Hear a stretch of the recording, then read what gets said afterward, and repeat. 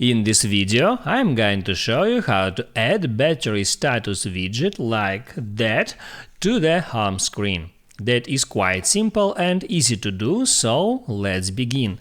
And first, if your device is unlocked, just press at the power button to lock your device and then just hit somewhere on the screen to wake it up.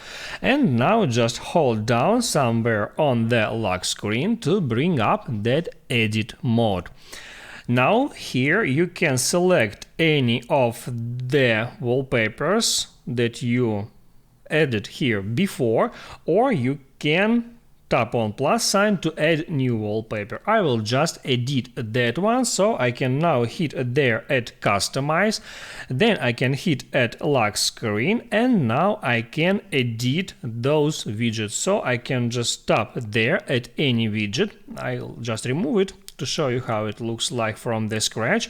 I can tap on plus sign where it says add widget to bring up widget selector, and then here I can find batteries widget, and from here I can add to that panel one of those widgets or both of them. I can just tap at those widgets to add them right here. And now I can tap on done, and that's it. If this video helped you out, don't forget to like and subscribe.